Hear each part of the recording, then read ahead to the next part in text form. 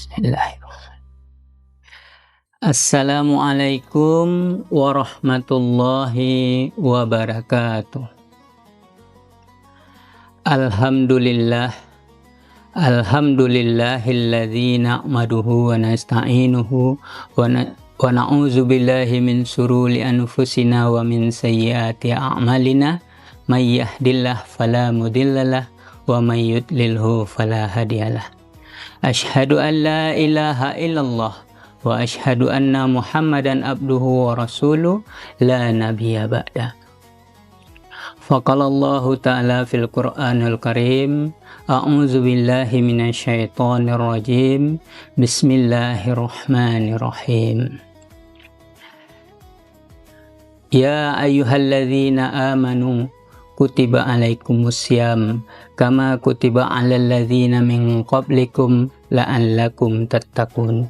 Shadaqallahul azim. Rabbi shrah li sadri wa yassir li amri wahlul 'uqdatam min lisani yafqahu qawli. Pertama-tama marilah kita mengucapkan puji syukur kehadirat Allah dengan mengucapkan alhamdulillahirabbil alamin dan berselawat kepada Rasulullah SAW dengan mengucapkan Allahumma salli ala Sayyidina Muhammad wa ala alihi Sayyidina Muhammad.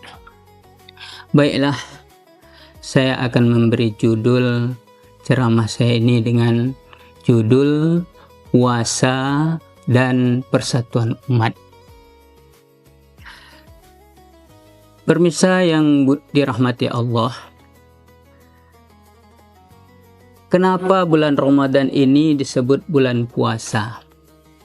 Karena bulan Ramadan ini identiknya puasa. Karena orang taunya bulan ini bulan puasa. Nah, gitu. Puasa itu artinya dalam bahasa Indonesia, tapi di dalam bahasa Arab itu saum, artinya menahan.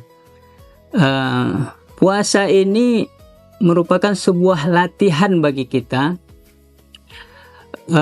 dalam rangka untuk mencapai ketakwaan. Kenapa bulan puasa ini, kenapa bulan Ramadan ini disebut bulan latihan? Karena di dalam bulan Ramadan ini kita disuruh beribadah ekstra.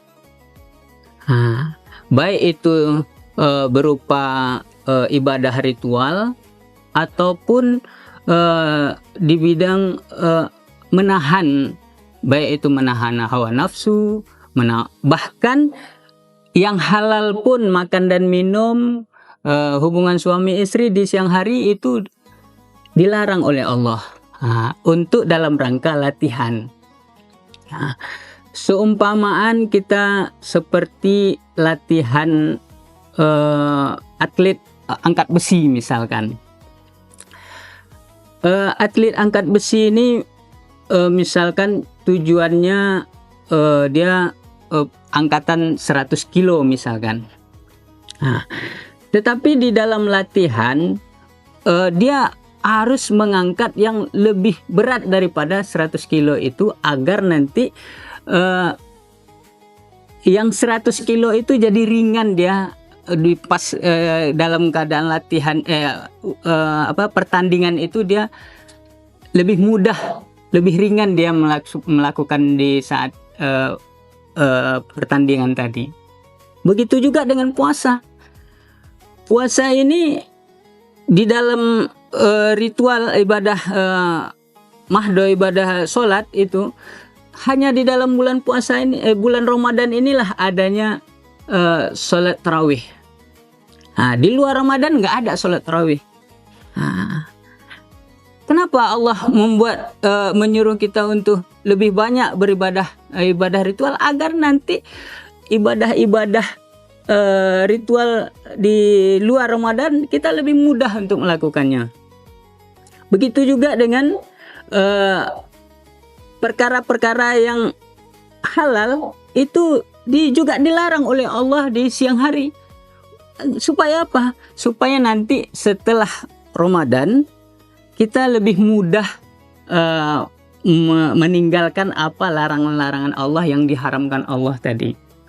Nah, dengan kita mudah atau kuat dalam melaksanakan perintah Allah dan meninggalkan larangan Allah, itulah yang disebut takwa. Jadi tujuan daripada puasa, tujuan daripada ibadah ritual yang kita laksanakan, ibadah sholat yang kita laksanakan di malam hari, ibadah puasa yang kita laksanakan di siang hari, itu tujuannya tidak lain dan tidak bukan hanyalah untuk bertakwa kepada Allah. Takwa itu artinya apa? Takwa itu bukan hanya sekedar, banyak orang bilang takut. Takut bukan berarti Allah itu dia tak nampak di mata. Bagaimana kita harus takut kepada Allah? Kalau takut kepada manusia kita lari. Jadi kalau takut kepada Allah nggak mungkin kita lari, karena Allah, kuasa Allah itu di mana aja, di mana saja Allah itu ada kuasa Allah, dimanapun kita berada. Untuk itu takwa itu artinya taat kepada Allah, mengerjakan perintah Allah dan meninggalkan larangan Allah.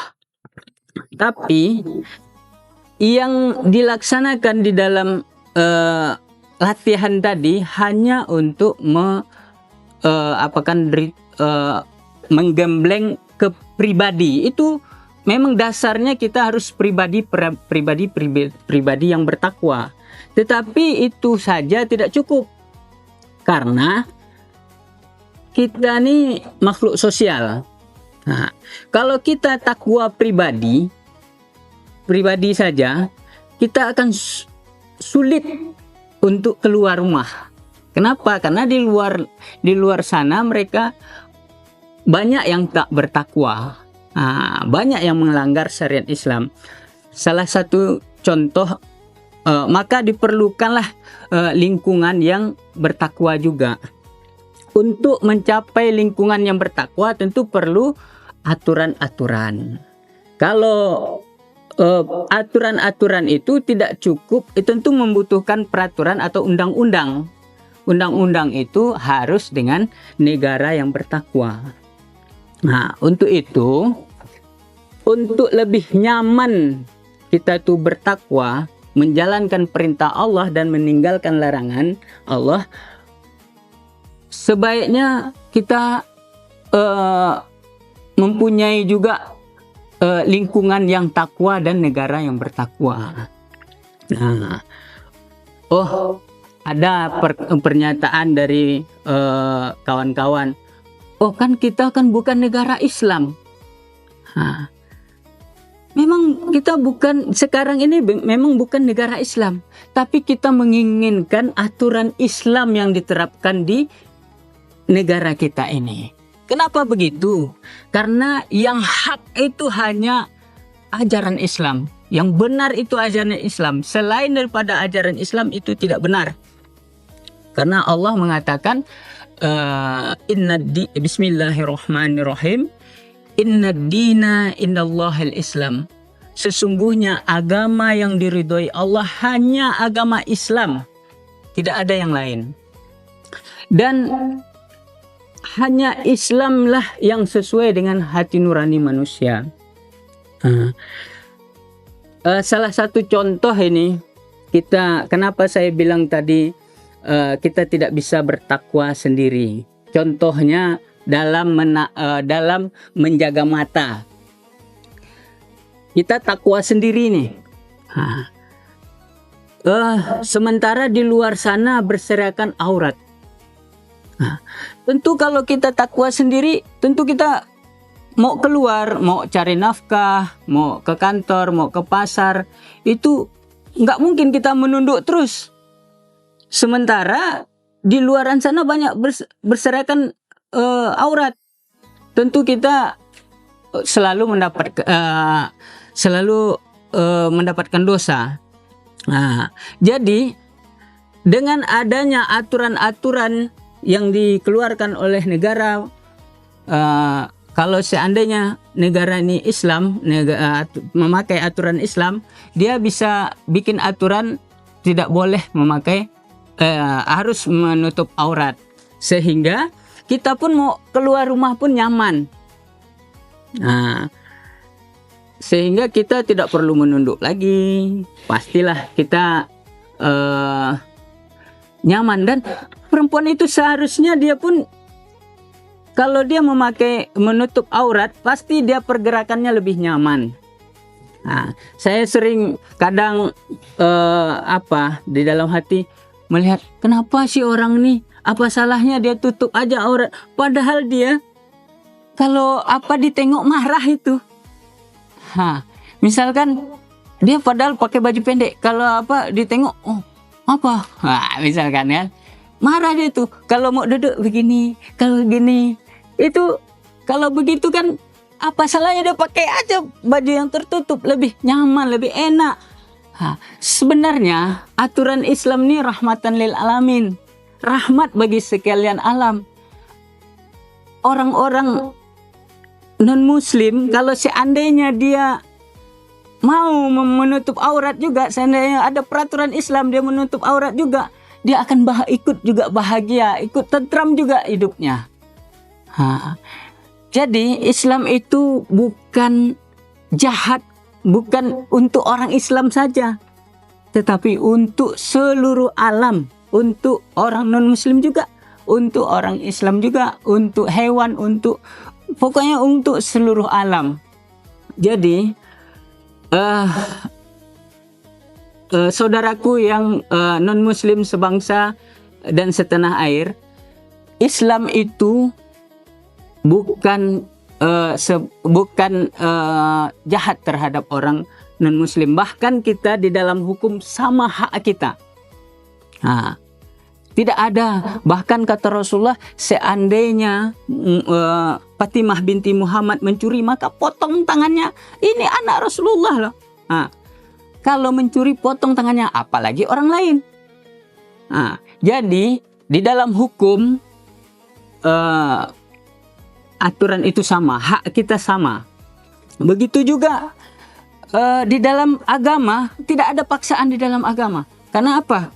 Karena di dalam Piagam Madinah pasal 25, yaitu Yahudi Bani Auf satu umat dengan kaum muslimin.